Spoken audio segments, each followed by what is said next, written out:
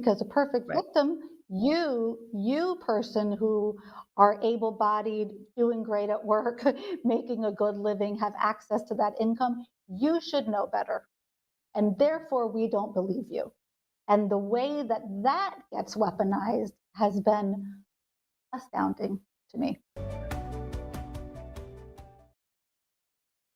Hey everyone, welcome back to Beyond the Bar podcast. I'm your host, Denisa Tova. And today with me is fabulous Kara Bellew. She's a family law attorney. She's a partner at a law firm called Rower LLC. And she's incredible. She's made domestic violence her mission. From social work to the courtroom, she has seen it all. But, forget about the titles because we're not focusing on the titles. Let's dive deeper and find out who Kara is. Welcome, Kara. Hi, Denisa. Thank you for having me, and thank you for your kind introduction. That's not enough. That's just a small sliver of who you are. We've had a little bit of a conversation, and you've had a fascinating journey. You transitioned from, it was a very difficult field, social work to law. What sparked that career shift? Well, I did my master's in social work at Boston University. And in my second year, I got a field placement, which is essentially an internship at Harvard Law School. So I was paired with third year law students who were helping indigent people in the criminal system on misdemeanor cases. So as a social work student, I worked alongside the law student to help help kind of get the case ready, really try to understand from the client's perspective what was going on. And invariably, there were a lot of undiagnosed mental health issues. There was domestic violence in their past. There was any number of issues that needed addressing. And it was really in that experience that I said to myself, oh, I want to do what they're doing. And I wanted to do more of what the law students were doing as opposed to the role that I was fulfilling. I mean, I completely recognize that role is a really important role, but I think my personality and my skill set, it became clear to me at that moment that I would be better served um, working as a lawyer as opposed to a mental health professional. And that really only deepened when I did another field placement in which I was working in a mental health clinic, seeing patients on an individual basis. And the common thread almost amongst all of them was that no matter how they presented, whether it was presenting with depression, anxiety, or some combination of the two, the common thread was that there was domestic violence in their background. And that was not a presenting problem. It wasn't something that was typically readily disclosed. And, after seeing, 10, 15 people, I just was astounded that this was so pervasive and so prevalent and so hidden that people couldn't come forward and ask for help around it. So that was, sort of the starting point of what really started to develop my interest in that particular area.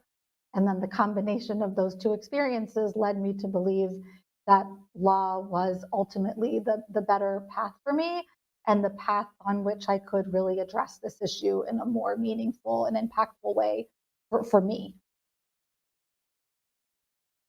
So before we continue on this path, I'm actually curious. Domestic violence, I mean, that's a really, really tough field to get into, to focus on. And besides the obvious definition, you've educated me that domestic violence really spans across a much broader situations, some that you would not Mhm. necessarily think of. How would you, for our viewers and listeners, what would be instances of domestic violence that you may not necessarily, um, you may not necessarily have considered to be? the classic definition that sort of go unnoticed Right. sometimes. Yeah, no, absolutely. And I think probably the classic thing that people think about when they hear that term is physical violence. And physical violence is part of it. It may be part of it, but it really depends on the relationship, because the hallmark of domestic violence is using any form of abuse, be it physical, verbal, psychological, financial, sexual, um, using that as a form of power and control, to maintain power and control over another intimate partner. So for some batterers, physical violence is what they exercise and what they use to wield and maintain power and control. For other people, it is very much around psychological, isolating the victim from their family and their friends, cutting off their access to financial resources so that they can extricate themselves to safety, verbally and emotionally denigrating them and making them feel as though they are worthless. They are all to blame for the any number of issues that they're being accused of. It's their fault that no one will believe them.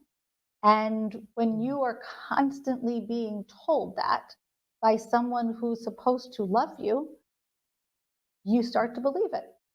And the more you start to believe it, the less likely it is that you're going to then have the psychological wherewithal, the stamina, the financial bandwidth to be able to extricate yourself.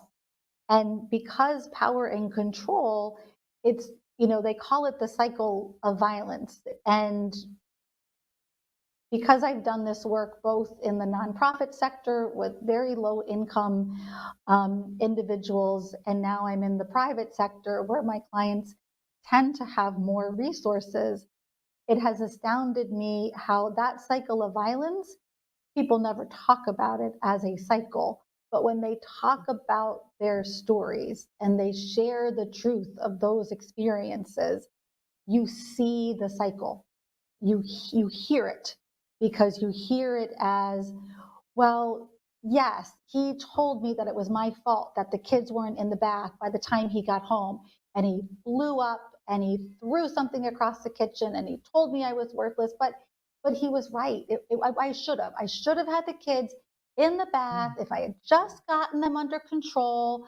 But then the next day, it was all better, and he took me out for this fabulous dinner, and he bought me an Hermes bag, and then you have the cycle of repentance, and then the cycle starts again. And it's, if you read about it, they talk about it as the tension building phase. So that tension building phase may be different depending on your relationship. The tension building phase in one relationship might be 2 weeks, might be 6 months, might be a year. It's very, very different based on the dynamics of that particular relationship. But people almost always use the words, I felt like I was walking on eggshells. I just knew something bad was going to happen. I could just tell. The way he looked at me, the way he spoke to me, the way he was so quick to agitate, but I just never knew what it was going to be. And then that tension building phase becomes the explosion. And again, that explosion is different for everybody. It could mean you get kicked down the stairs. It could mean you get threatened with a gun. You get told you're an absolutely worthless piece of blah, blah, blah. Yeah. And whatever that is, that's the incident. And then that is invariably followed by what we refer to as the honeymoon phase. I'm so sorry. If you had just gotten those kids in that bath, this never would have happened. If you hadn't tripped and fallen down the stairs, this never would have happened. So the honeymoon phase is typically, things you think about, the nice dinner, maybe the nice vacation or the handbag, whatever. but it's also very often coupled with these implicit or explicit messages that it's your fault. Your fault. Never would have happened if it hadn't been for you. God, can't you just get your act together? Can't you just be a better parent? And then it just starts to begin again. Then you get back to that tension building phase. So it's that has been really an education for me, is seeing how Yeah. these types of relationships very much track that cycle.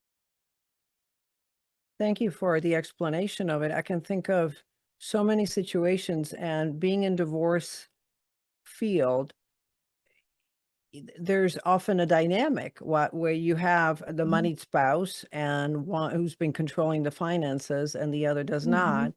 And I think you've educated me about situations where a, a definition of that could be one spouse sort of intentionally protracting the Mhm. process, knowing that, the Absolutely. soon to be former spouse doesn't have money to afford attorneys or to continue. Mhm. Um, so this, Absolutely. yeah, And it can really become, another way to exercise that power and control. And, we refer to it as litigation abuse, just, filing motion after motion, making every single issue the hill that you're going to die on, just pummeling the yeah, other spouse. And it's very threatening.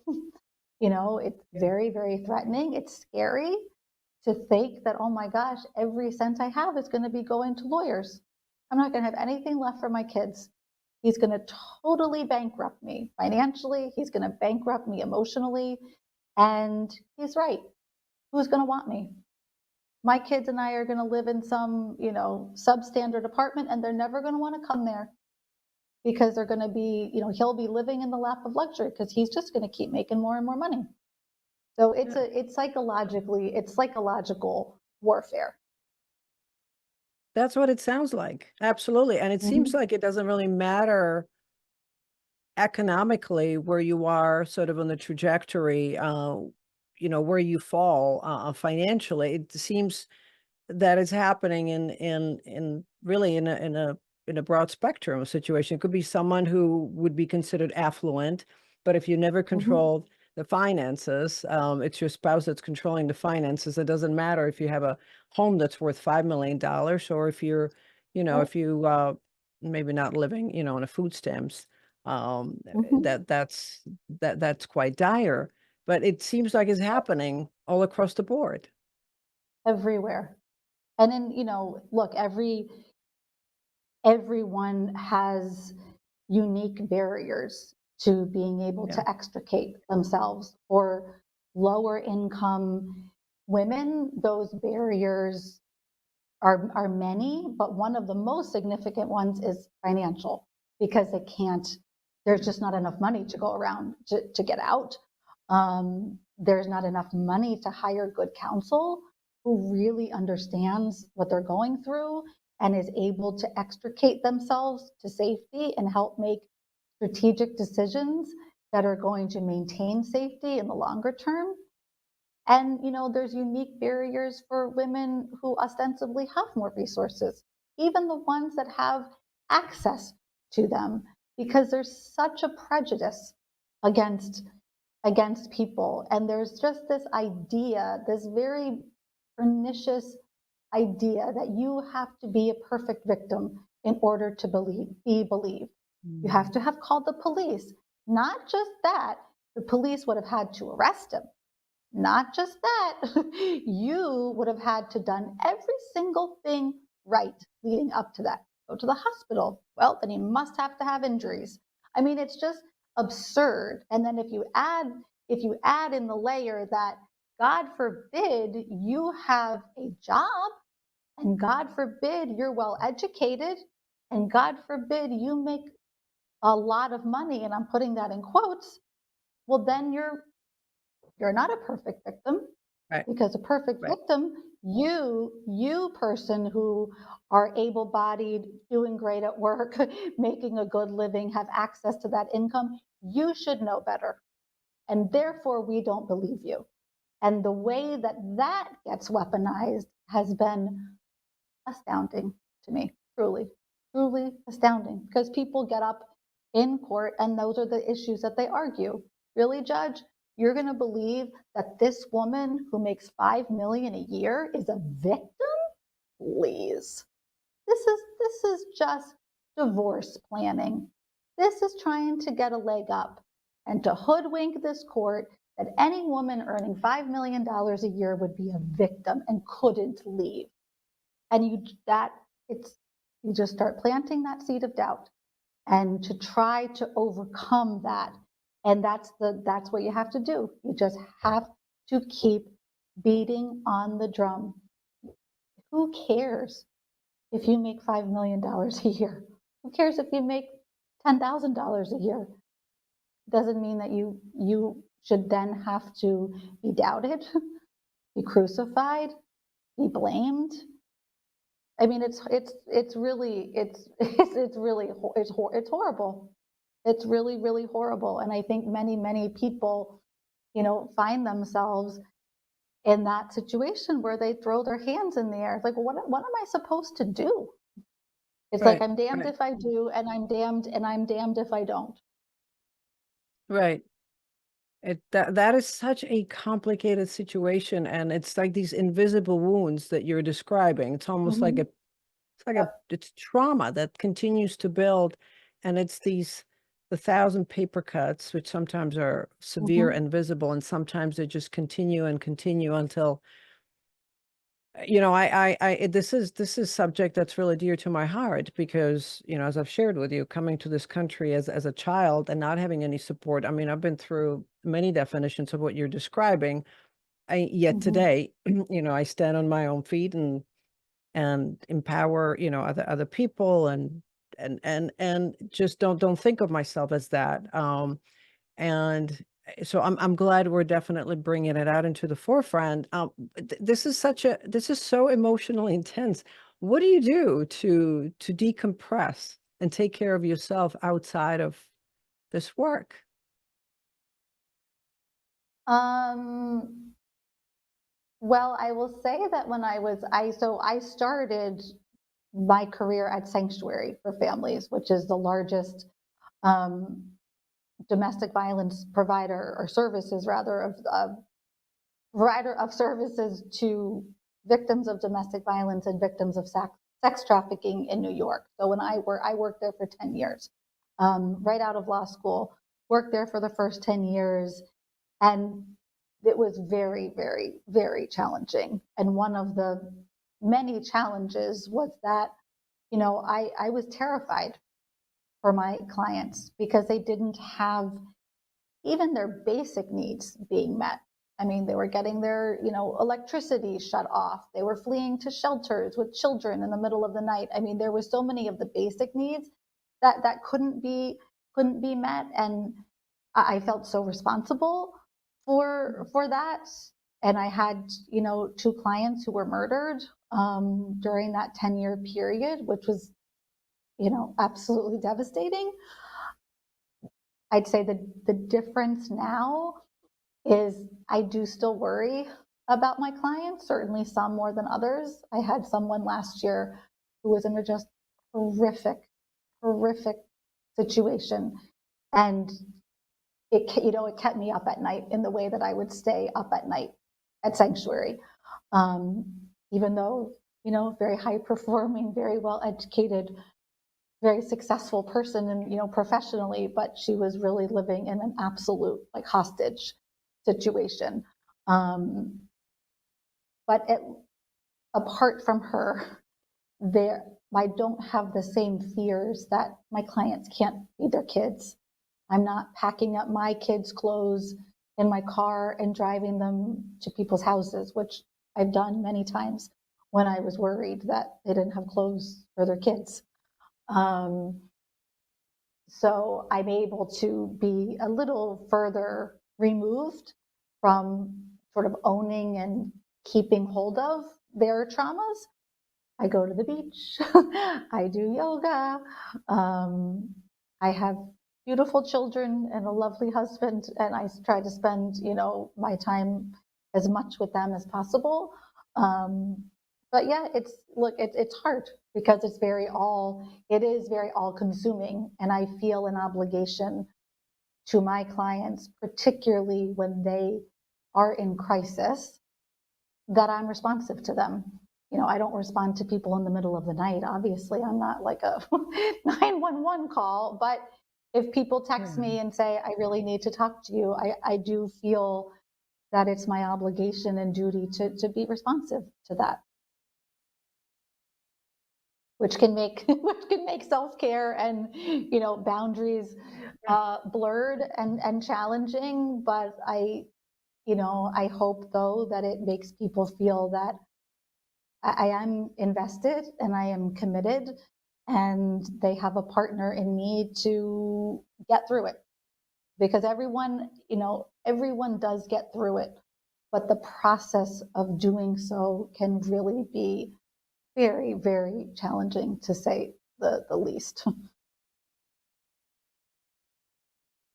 What do you tell your two daughters about, having that experience to watch out, and how do you prepare them, for relationships?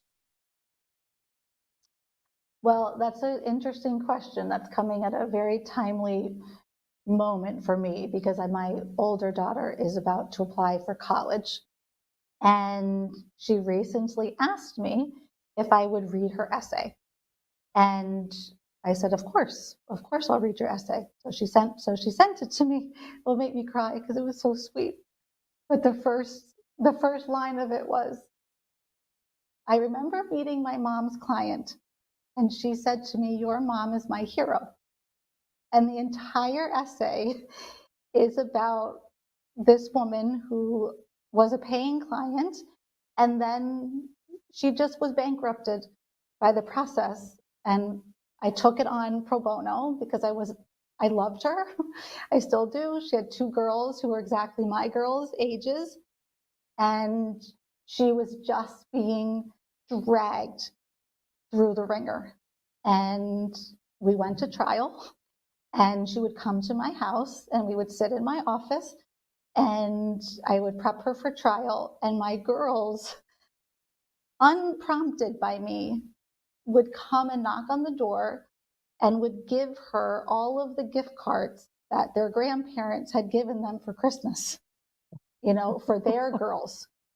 And they would leave bags at our front door for her of all of their, clothes they didn't wear anymore, they're like jerseys from teams they weren't on anymore, and would leave them for her girls.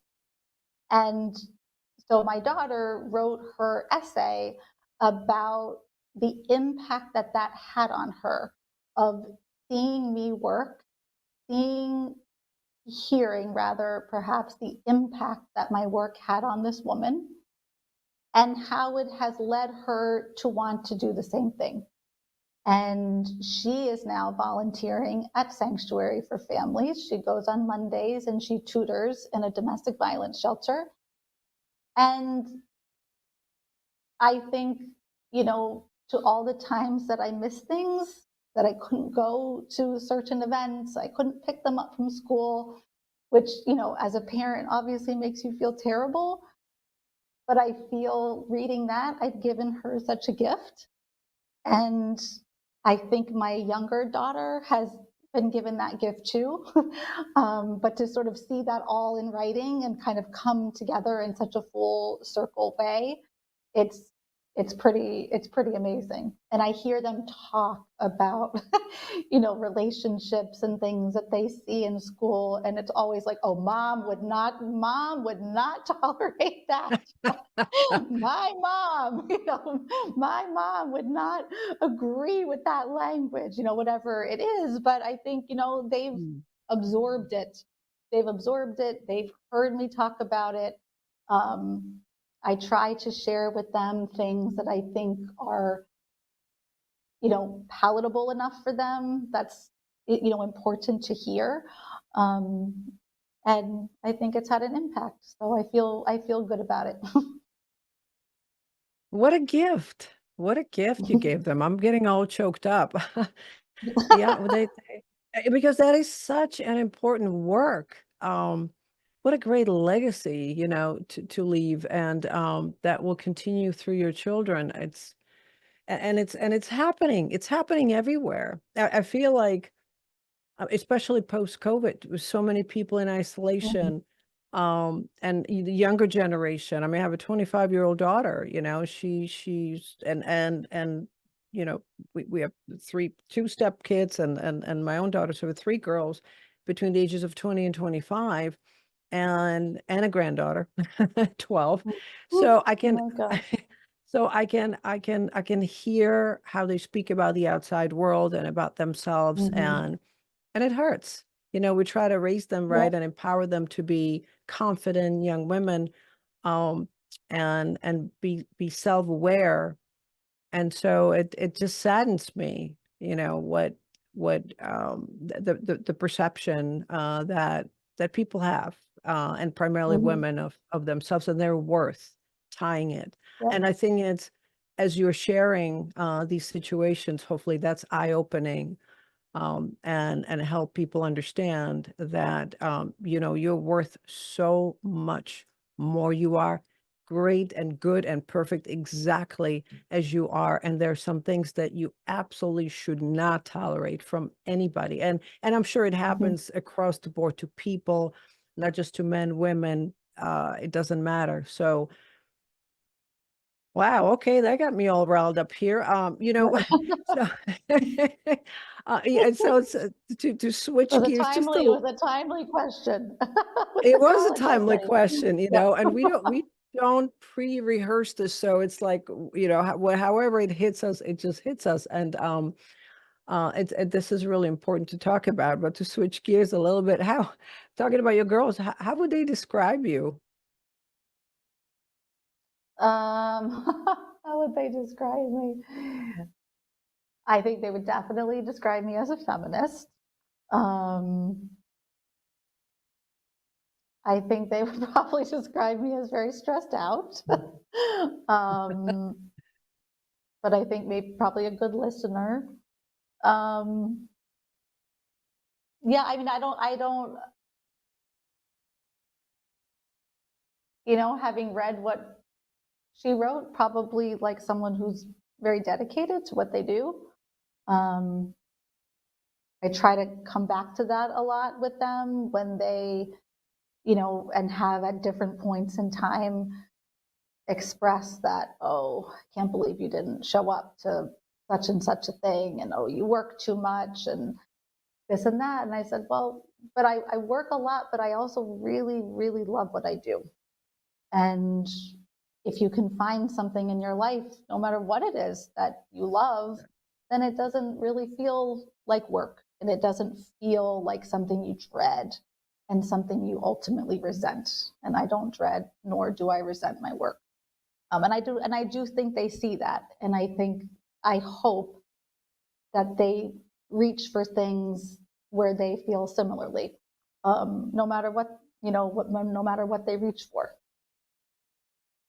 and that That's great. they can stand on their own 2 feet, and they can take care of themselves financially, and they don't have to look to somebody else to do that. If I, and that they demand for themselves to be treated with dignity, be treated with respect, and find someone who celebrates all of the things about them, then I feel like I will be putting them into the world in, a good headspace. It's not going to spare them from disappointments and upsets, certainly, but hopefully it will help them to stand strong on their own 2 feet. Hmm. What a great parenting testimonial and advice, on a final note. And, my favorite, coming from the financial planning background where I taught myself those concepts so that I would never, be ever dependent on anyone. Thankfully, I never have. And I always tell women, I said, man is not your financial plan. And Mm-hmm. and I tell I tell young women that, about their parents, their fathers, their boyfriends, their future partners. And really no man should be anyone's financial plan. So Mhm. always ask questions and build your own independence. And that doesn't mean that you walk into a relationship with a notion things will fall apart. It's just, I think it's the feeling I am independent Mhm. and free Right. at any time Mhm. is important. Yeah, no, absolutely. When I was in high school, I still remember watching Oprah, and there was this panel of women talking about their quote unquote dream man. And Oprah said, "Well, what is your dream man?" Well, my dream man is going to be a lawyer, or my dream man is a banker. And so they talked about all these different, basically, professions that would define their dream man. Implicit, of course, was that these people, these dream men, would make money. And she looked at them and she said, "Why don't you become the man of your dreams? Why don't you become that person?" And it just really did stick with me because I thought, why not? Why can't I be that Yeah. person? If that's what I mean, that's not what I've ever chased. But like, if I were chasing that to be, rich, at least I'll do it on my own terms. I'll do it because I did it, not because I found someone to do it for me. So I totally agree with you that man is not a financial is not a financial plan. Plan. Yeah, Yeah. I actually, I think I may have had like a bumper sticker at one point when I practiced the traditional financial planning. Hey, man, it's not your financial Right. plan. But it's a powerful concept. Kara, it's been amazing, for you to share your passion, your story, and being such a strong advocate and just sort of educating us about the reality of what domestic violence is and what to watch out for. So I'm sure we'll have you back and we'll continue this discussion. So thank you so much. Thank you. Thank you. Thank you, Denisa. Thanks for having me. Right. Take care. Thank you. And to our listeners, to learn more about Kara Bellew and her work and how to get a hold of her, make sure you check out her bio link below. And do not forget to subscribe to our Beyond the Bar YouTube channel and follow us on all social media channels. And until next time, stay curious and inspired.